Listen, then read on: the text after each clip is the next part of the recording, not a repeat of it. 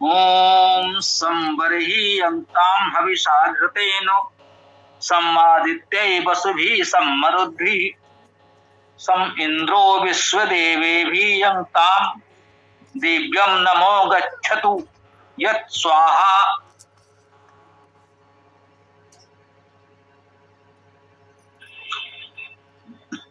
सम उपसर्ग सम्यक रूप से बरही, बरही का अर्थ है वृद्धि को, बृहधातु का अर्थ है बढ़ना, वृद्धि करना। संबरही सम्यक वृद्धि, अंकाम व्यक्त करें, प्रकाश करें। अंताम में अंज धातु, इसका अर्थ है प्रकाश करना, व्यक्त करना, स्पष्ट करना, प्रशंसा करना, स्तुति करना, गति करना भी है। और अंक धातु का अर्थ गिनना, गणना करना, गोद में लेना भी है। तो इसका मुख्य अर्थ इसमें किया गया है अंताम का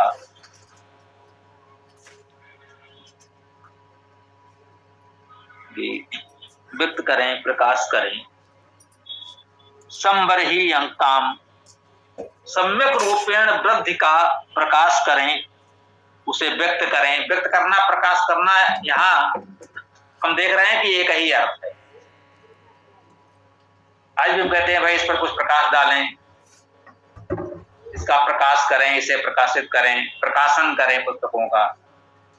तो प्रकाश करना, प्रकाश में लाना, व्यक्त करना, एक ही भाव है, इसी एक धातु में ये अर्थ कहे गए हैं, तो ठीक ही है। संबरही अंताम हविषा घृतेन, हविषा हवि द्वारा, इसमें हु धातु का अर्थ दान करना और आदान प्रदान करना है। हवि ही या हविष का अर्थ हुआ जो कुछ दान किया जाए, इसका आदान प्रदान किया जाए। वह वस्तु, सामग्री, साधन या पहले विद्या, जानकारी, जो कुछ भी विचार हम आदान प्रदान करते हैं, जो देना चाहते हैं, दे सकते हैं समाज को, उसे हवि कहते हैं। जो कुछ हमारे पास है समाज को देने के लिए, जो हम समाज को देने के लिए प्रस्तुत कर देते हैं अपनी ओर से कि हाँ भाई ये हमारे पास ईश्वर का दिया है, इतना हम समाज के लिए समर्पित कर सकते हैं, उसे हवि कहते हैं। हवि का अर्थ है दे, जो कुछ दिया जा सके, जो हमें देना। हु धातु का अर्थ दान करना, देना, आदान प्रदान करना भी है। हम देंगे तो कोई ग्रहण करेगा, कोई देगा तो हम ग्रहण करेंगे, तो आदान प्रदान होगा। तो दान और आदान प्रदान एक ही बात हो गई, कह सकते हैं। तो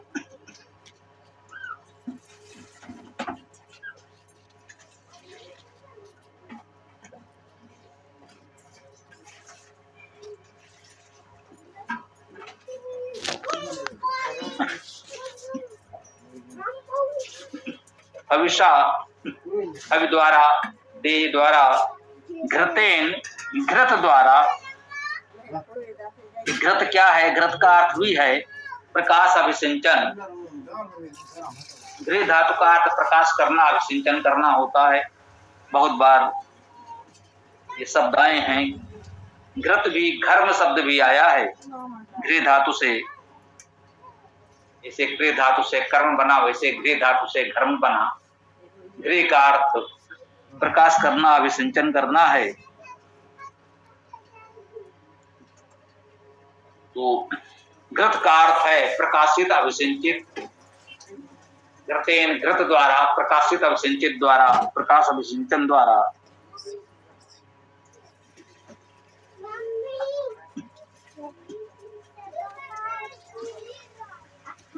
और सम आदित्य, सम्यक रूप से आदित्यों द्वारा। आदित्य शब्द आदित्य से निष्पन्न होता है, तो उसका अर्थ है क्षय, अविनाशी। उपसर्ग नहीं के अर्थ में दी क्षय धातु है। दी धातु का अर्थ है क्षय होना, तो आदित्य का अर्थ हो गया अक्षय या अविनाशी। और आदित्य जो अक्षय अविनाशी हैं, वैसे तो कह सकते हैं अक्षय अविनाशी तो एक परमेश्वर ही है, परंतु जो देव हैं वो सामान्य दृष्टि से अक्षय अविनाशी हैं।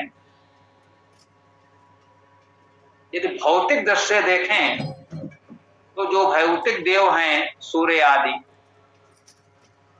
यद्यप एक दिन सूर्य को भी मरना है, परंतु हमारे तुलना में उसकी आयु इतनी अधिक है कि सामान्य रूप से हमको लगता है कि हाँ वो तो अक्षय विनाशी है, अनंत काल तक रहेगा। जो देवजन है दिव्य गुण है, दिव्य गुणों से युक्त हैं, वे शरीर से नहीं लेकिन यश कीर्ति से अपने कार्यों से अक्षय विनाशी होंगे। सब ले जाओ।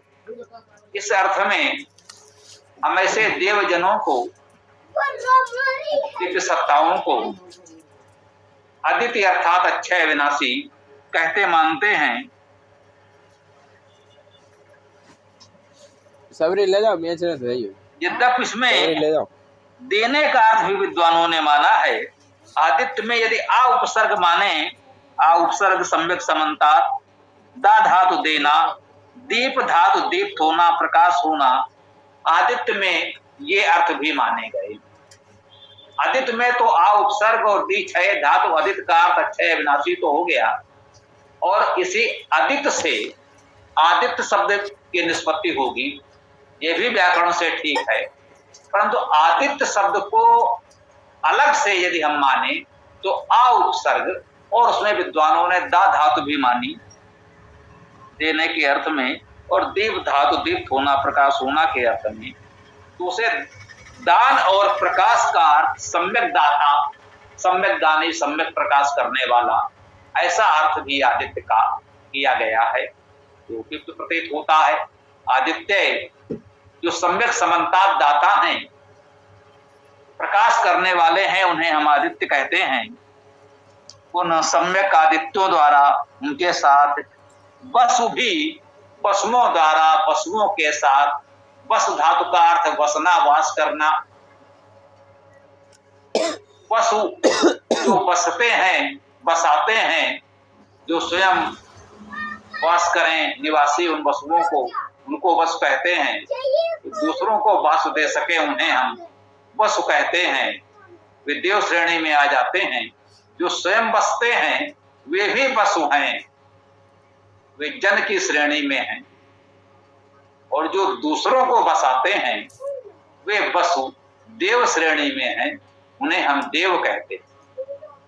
तो वसु भी वसुओं द्वारा वसुओं के साथ दोनों प्रकार के हैं।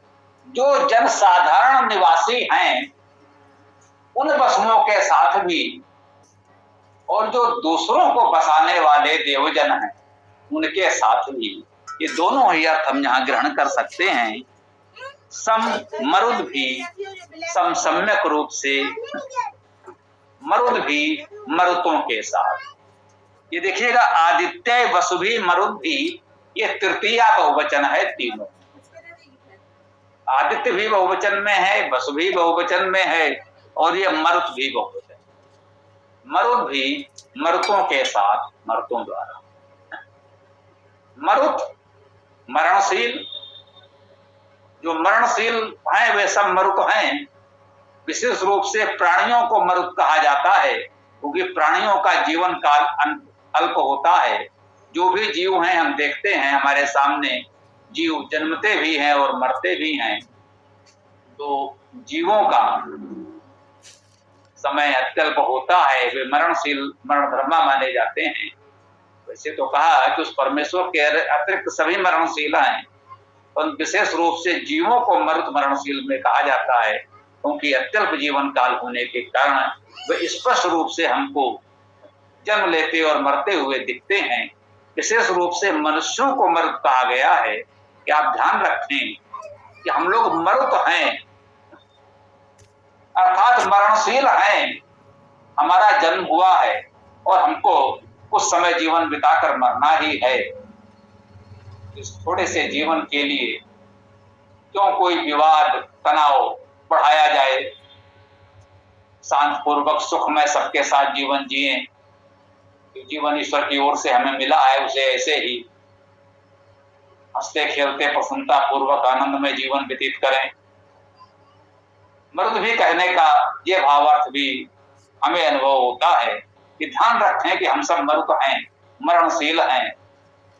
इस छोटे से जीवन के लिए क्या आपस में कटता तनाव विवाद क्यों किया जाए, मिलजुल कर आनंद में जीवन बिताया जाए, यही उचित है।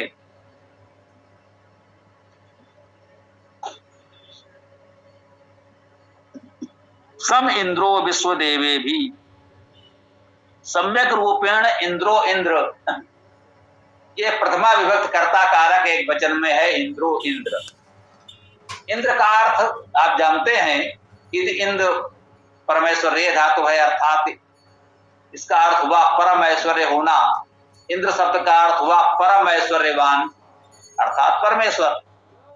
तो इंद्र परमेश्वर एक ही है, एक वचन में आया है जहां पर, तो स्वाभाविक है परमेश्वर के लिए ही मानना होगा।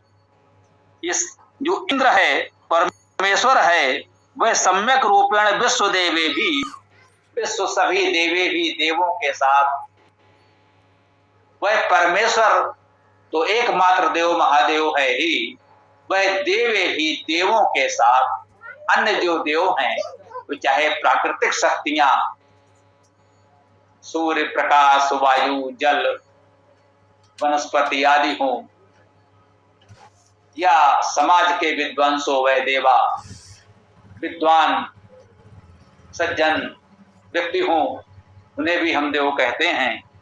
तो वह इंद्र परमेश्वर विश्व देवे भी सभी देवों के साथ, सभी देवों के द्वारा अंगताम, पुनः आया अंगताम, व्यक्त करे प्रकाश करे, वह हमारे जीवन में प्रकाश करे।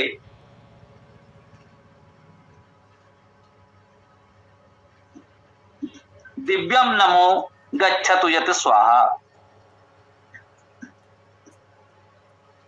सम इंद्रो विश्वे भी अंगताम दिव्यम, वह इंद्र सम्यक रूपेण सभी देवों के साथ अंगताम प्रकाश करे दिव्यम, दिव्य को, वह परमेश्वर देवों के साथ हमारे जीवन में दिव्यता का प्रकाश करे।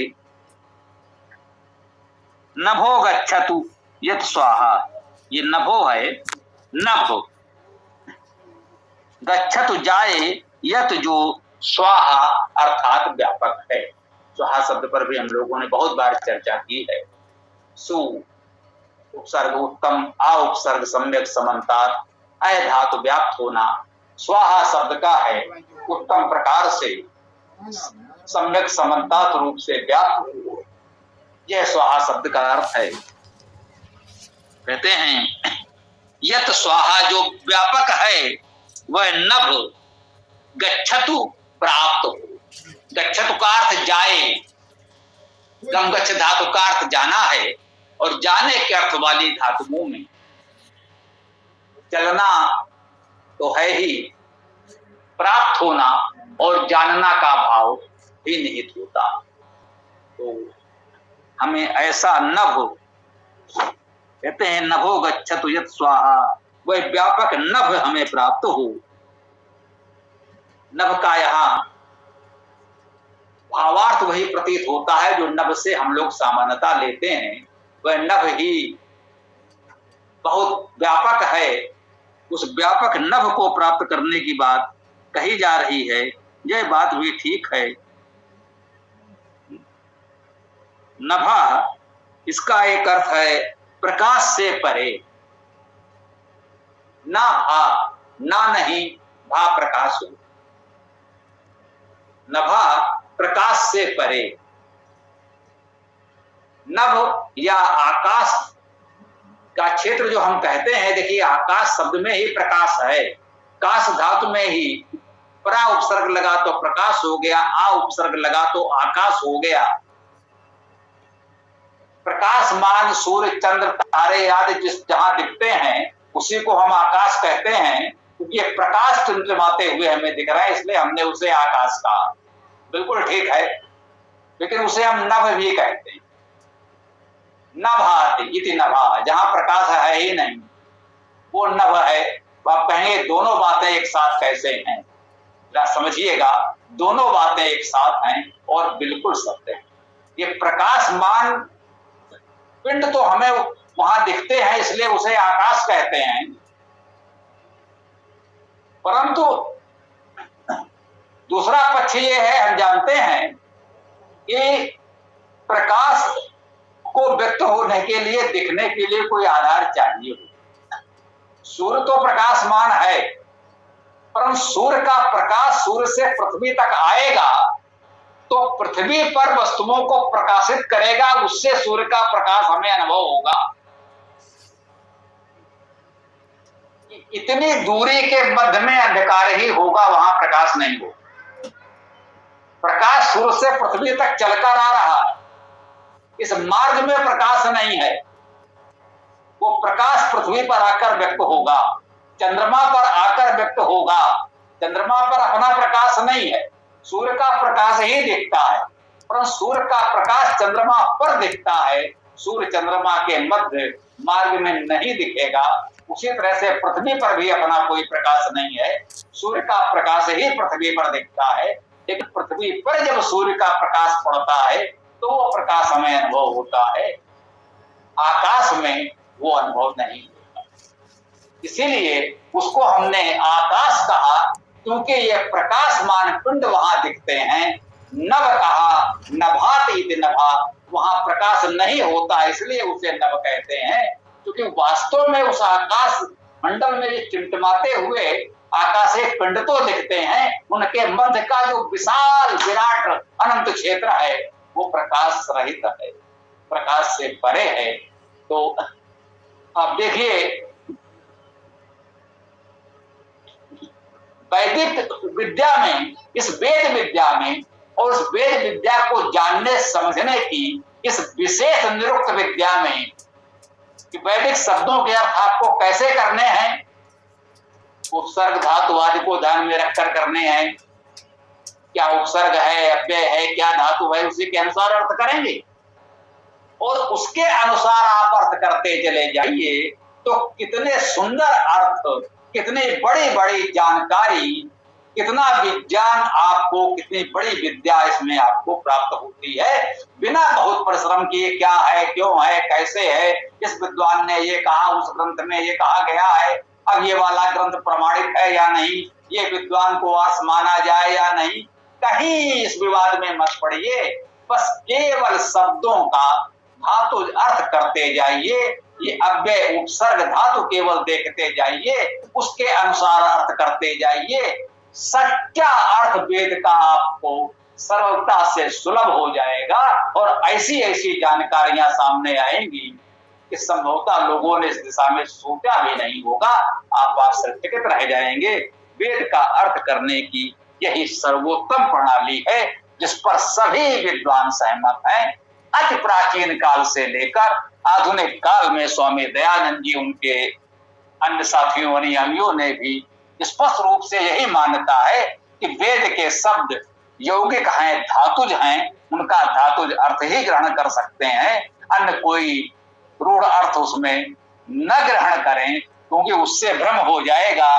धातुज अर्थ से आपको कितना उत्तम अर्थ, कितना उत्तम प्रकाश प्राप्त हो रहा है, ये आप वेद मंत्रों का करते हुए हमारे साथ देख रहे हैं। तो यहाँ पर हम इस वेद मंत्र की व्याख्या को विराम देते हैं। आगे आप लोगों का जो भी विचार हो, प्रश्न हो, प्रस्तुत कर सकते हैं। ओम खम ब्रह्म।